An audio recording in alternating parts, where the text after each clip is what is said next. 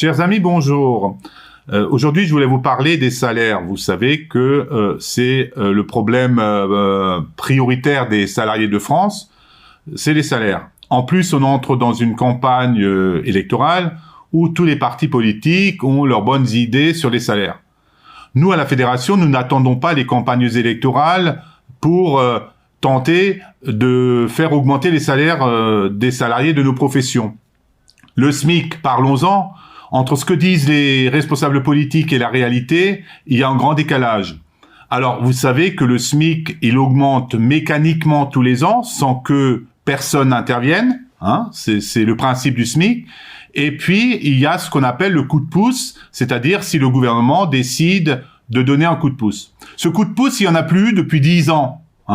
Depuis 10 ans, alors qu'aujourd'hui on nous dit les salaires augmentent, nous sommes le gouvernement du pouvoir d'achat, etc., etc.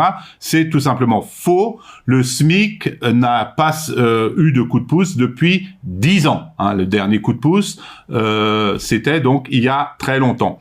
Donc ça va pas du tout. Par ailleurs, on nous dit le pouvoir d'achat a augmenté par rapport à la prime d'activité. J'invite chacune et chacun à regarder un peu ce que c'est la prime d'activité. Elle n'est pas automatique, il faut en faire la demande, c'est un peu contraignant. À la Fédération, nous, ce qu'on veut, c'est une fiche de paye dont le salaire permet de vivre et non pas de survivre. Ça, c'est aussi une préoccupation majeure de notre fédération et on se bat pour ça depuis des années. Après, il y a ce qu'on appelle les salaires conventionnels, c'est-à-dire les salaires minimums dans les conventions collectives. Là aussi, le gouvernement tente de donner des leçons, alors que c'est lui-même, ce gouvernement, avec les ordonnances Macron, qui permet aux entreprises de ne plus verser par accord les primes prévues dans les conventions collectives.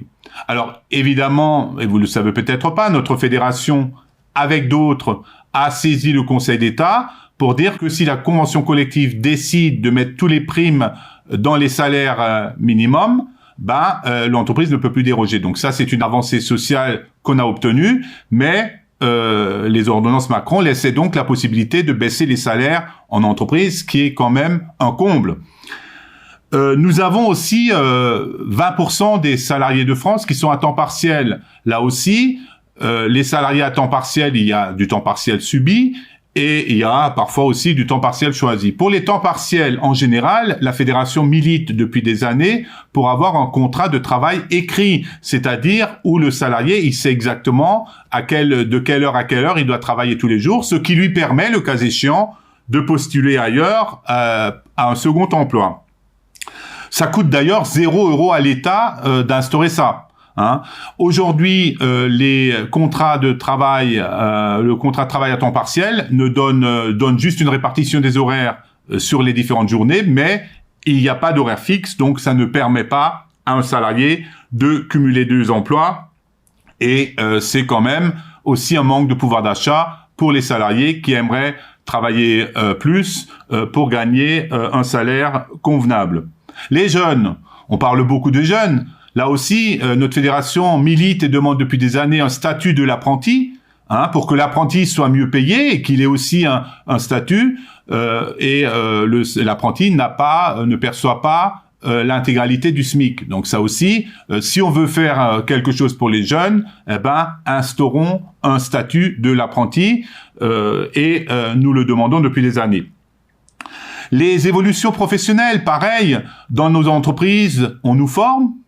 C'est bien, mais quand on est formé, on gagne pas plus. C'est-à-dire qu'on reste toujours au même salaire, on nous augmente la charge de travail, mais on nous augmente pas nos salaires. Donc là aussi, il pourrait y avoir une dynamique du gouvernement pour que, quand on se professionnalise dans l'entreprise, quand on se forme, qu'il y a une reconnaissance au niveau des salaires. Nous sommes évidemment très partisans de la formation professionnelle. À la CFTC, nous militons pour que chaque femme et chaque homme puisse grandir dans l'entreprise, grandir par la formation, mais grandir aussi par le salaire, parce que dès qu'on développe les connaissances, on est une valeur ajoutée pour l'entreprise et on doit gagner davantage.